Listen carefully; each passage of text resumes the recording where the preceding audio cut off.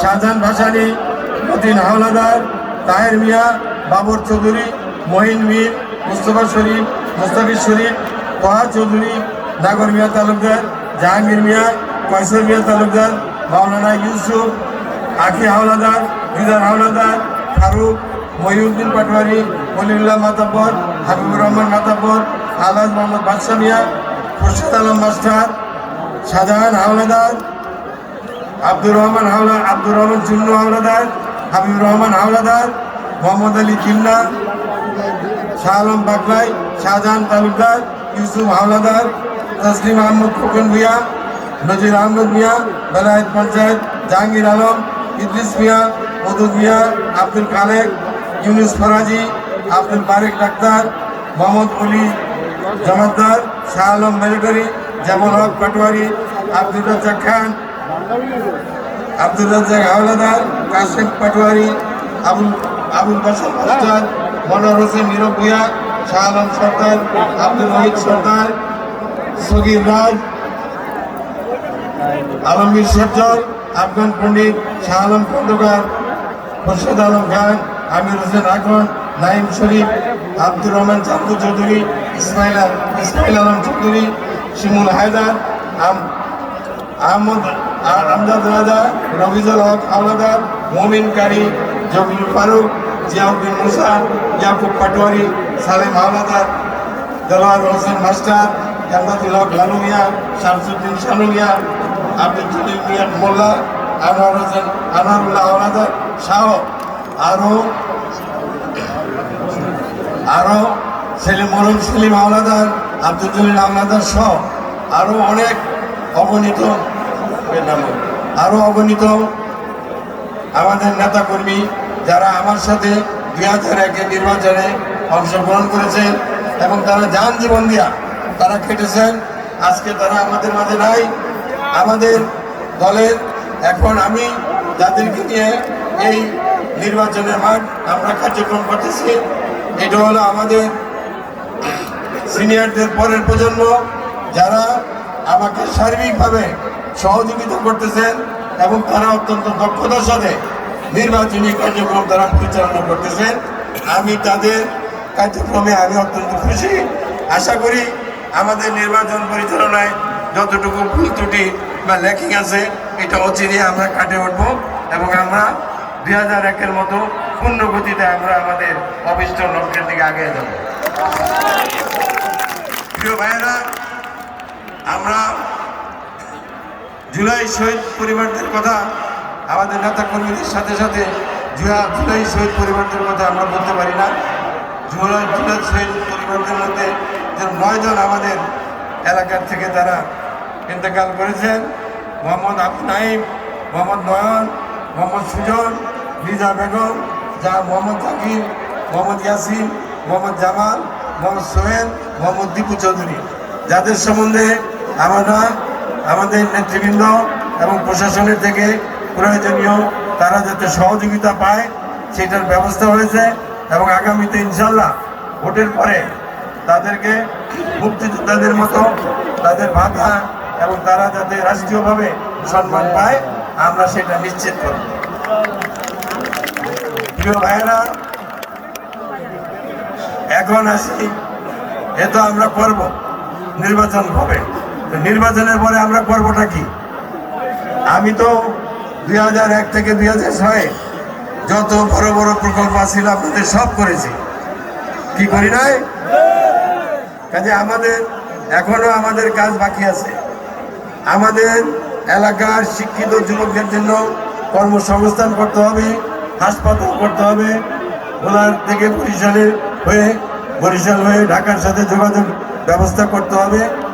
এটা আমাদের অন্যতম প্রায়োরিটি।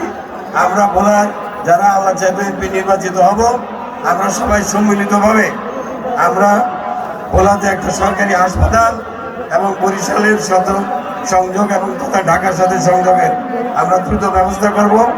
আপনারা জানেন 1991 সালে বেগম খালেদা জিয়া যখন প্রধানমন্ত্রী ছিলেন তিনি বরিশাল হয়ে ঢাকাতে যাতায়াতের জন্য আমাদেরকে ব্রিজের জন্য দিয়েছিলেন।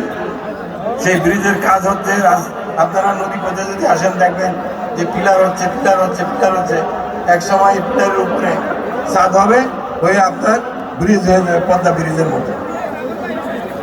এইটা যেহেতু পদ্মা এলাকার দক্ষিণাঞ্চলের মতো এত আমাদের এলাকার গুরুত্বপূর্ণ মনে করে নাই, যার জন্য আমাদের কাজটা দেরিতে হচ্ছে। তবে বিশ্ব ব্যাংকের অর্থায়ন হচ্ছে, এটা বলছি এই শেষ হবে। আপনারা জানেন এই যে ভোলা থেকে ভোলা চরফ্যাশন পর্যন্ত যে রাস্তা, এটা বিশ্ব ব্যাংকের আওতায় প্রতি বছর মেনটেন্যান্স হয়। এটাও কিন্তু আমাদের নেত্রী বেগম খালেদা জিয়া দিয়েছে। আমি আপনাদের ভোলানগরে দৌলতখানে যত কাজ করেছি, আমি মাননীয় প্রধানমন্ত্রীর অফিসে গিয়ে বলতাম এই আমার জন্য এটা প্রধানমন্ত্রী কমিট করছে আমার এলাকার জন্য, সাথে সাথে চিঠি হয়ে যেত এবং এলজিডিতে যেত, অন্য দপ্তরে যেত, আমার এলাকার কাজগুলি দ্রুততম সময়ের মধ্যে হয়ে যেত। এইভাবে আমি আপনাদের জন্য মানে রীতিমতো ধান্দা বিক্রি করে আপনাদের কাজগুলি সব আমি এবং ঘরে ঘরে আমি আমাদের গ্যাস দিয়ে গিয়ে বলা তারা গ্যাস দিয়ে রান্না করে, আমরা কিন্তু গ্যাস পাই না। এতে আমরা গ্যাসের যদিও সংযোগ বন্ধ আছে, আমরা অচিরেই নির্বাচনের পরে এই গ্যাস কোম্পানির সাথে কথা বলে আমরা আমাদের পড়ানো দিনে উপজেলা লেভেলে ঘরে ঘরে যাতে গ্যাস পাওয়া যায়। ভাইরা, এই যে উন্নয়নগুলি করব, এইটার একটা পূর্ব শর্ত আছে। সেই শর্ত হলো কি, এলাকাতে শান্তি শৃঙ্খলা রক্ষা করতে হবে, এলাকাকে মাদক মুক্ত রাখতে হবে। আমাদের নির্বাচনের পরে আমাদের প্রধান স্লোগান হবে মাদক মুক্ত বরানগর উপজেলা, মাদক মুক্ত বরানগর উপজেলা। তিনি যেই হন, যত বড় ক্ষমতারী অধিকারী হন, তাকে আইন আমলে নিয়ে তার বিচার করা হবে।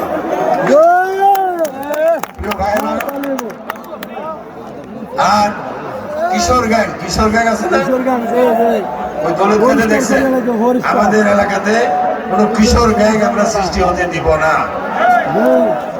আমাদের এলাকা 2001 থেকে 2006 আপনারা শান্তিপূর্ণভাবে ঘরে ঘুমাইছেন। আমাকে আপনারা বলতেন এমপি সাহেব আপনার দরজা খুলে ঘুমে, আমাদের কোনো সমস্যা নাই।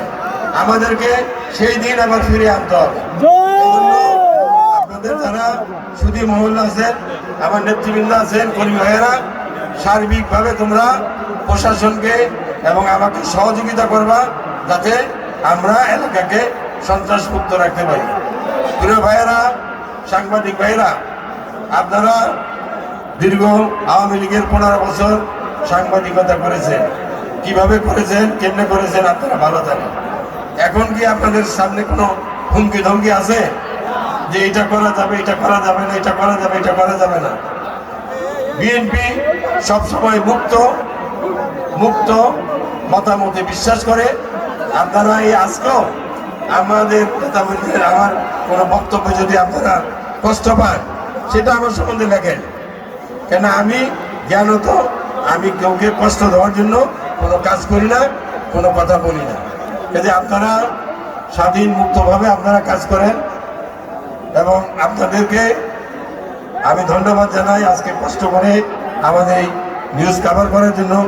কালকেও আমাদের একটা প্রোগ্রাম আছে, এই যে উপজেলা এটা কি মডেল মসজিদের প্রাঙ্গণে, সেটা হলো আমাদের মানে টক শো বলে।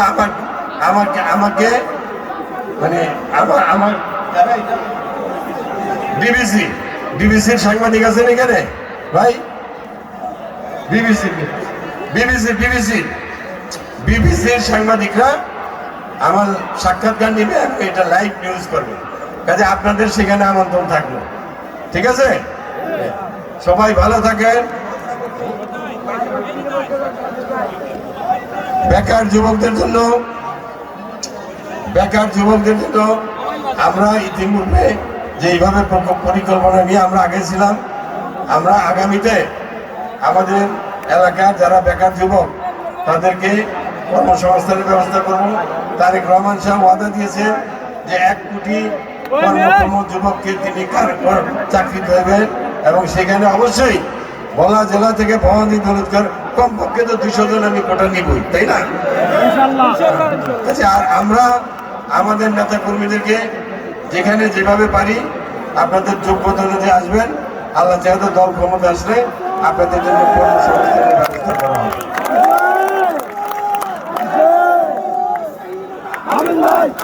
এছাড়া আমাদের নেতা তারেক রহমান সাহেব কৃষকদের জন্য ফার্মার্স কার্ড চালু করবেন বলেছে এবং মহিলাদের জন্য ফ্যামিলি কার্ড চালু করবেন, যাতে মহিলারা ঘরে বসে যাতে তাদের নিজস্ব বৃত্ত প্রয়োজনীয় জিনিসটা যেন তারা সংগ্রহ করতে পারে। অল্প দামে কাজে আমরা আল্লাহ যেহেতু দল ক্ষমতা আসলে আমরা এই দেশটাকে একটা ওয়েলফেয়ার স্টেট, মানে বিদেশে কল্যাণমূলক রাষ্ট্রে আমরা পরিণত করবো। আপনারা বিদেশে আমেরিকা যান, দেখবেন সেখানে আপনি কাজ করেন না করেন আপনার জন্য একটা ভাতা আছে। কাজে আমরা আমাদের পরিবারগুলির জন্য আমরা সেই কল্যাণমূলক রাষ্ট্র হিসাবে আমরা সেই ভাতা চালু করবো।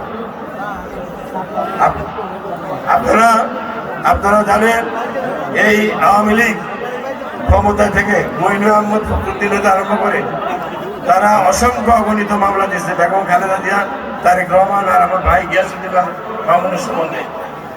আমরা আল্লাহ যেহেতু আওয়ামী লীগের পতনের পরে সেসব মামলা থেকে তারা মুক্ত হয়ে এসে তারা আজকে রাজনীতির অঙ্গনে বেগম খালেদা জিয়া তিনটা আসনে ভোট করবেন, তারেক রহমান সাহেব ভোট করবেন, গিয়াসউদ্দিন মামুন সাহেব তার ব্যবসা বাণিজ্যতে ফিরে এসেছেন এবং তার এলাকাতে তার প্রতিষ্ঠানগুলিতে আমাদের এলাকারই লোকদের কর্মসংস্থান হচ্ছে।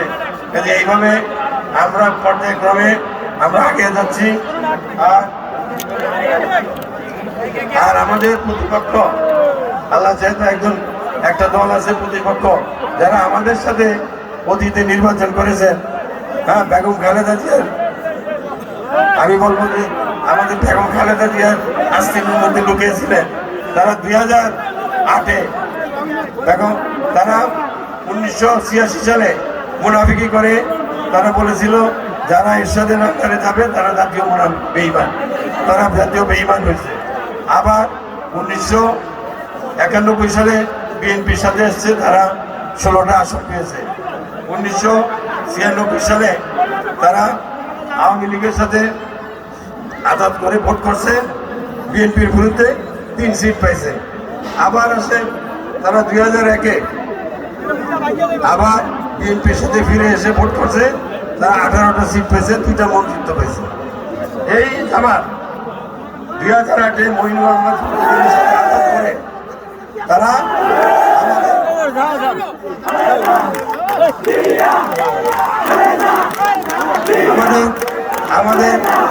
আমাদের নেতাদের বিরুদ্ধে অসংখ্য অগণিত মামলা দিচ্ছে এবং খালেদা জিয়া, তারেক রহমান হতে আরম্ভ করে আমার নামে, আমার ভাইয়ের নামে, অর্থাৎ বাংলাদেশে সবচেয়ে ক্ষতিগ্রস্ত ছিলাম আমার বেগম খালেদাদের পরিবার আর আমাদের পরিবার। তারা আমি 2 বছর জেল খাটছি, আমার ভাই 17 বছর জেলখানা থেকে বাইরে বিনা বিচারে। কাজে আমরা এই জামাতের সাথে জামাতের প্ররোচনায় বিএনপি যাতে ভোটে না যায় জেলখানা থেকে বসে বেগম খালেদা জিয়াকে চিঠি দিয়েছে। বেগম খালেদা জিয়া জোট রক্ষার স্বার্থে তাদের কথা শুনে তিনি নির্বাচনে অংশগ্রহণ করছেন। জামাত বিএনপি জামাতের অবস্থা তো খারাপ হয়েছে, বিএনপিকে 30 সিট দিয়েছে। আমরা বলেছি যে ম্যাডাম আপনি 30 সিট পাবেন, কেন আমরা জানতাম। আপনারা জানেন কিনা যারা জেলখানায় গেছেন সারাদিনে ঢাকাতে কি বাংলাদেশে কি হচ্ছে এই খবরটা কিন্তু জেলখানাতে আগে জানা যায়, সবাই জানতে পারে। আমরা বলেছিলাম সেইটাই হয়েছে। জামাত 2008-এ বেগম খালেদা জিয়াকে মুনাফিকি করে মঈনুল আহমদ ফখরুদ্দিনের সাথে মিলিত হয়ে খালেদা জিয়াকে ভোটে নিচ্ছে জামাত। এরপরে ভোটে আমরা 30 সিট পেয়েছি, জামাত নিশ্চিহ্ন হয়ে গেছে। জামাতের নেতাদেরকে আওয়ামী লীগ তার মুরব্বীদের কথায় তাদেরকে সব ফাঁসি দিয়েছে এবং জামাত নিষ্ক্রিয় হয়ে গেছে। জামাত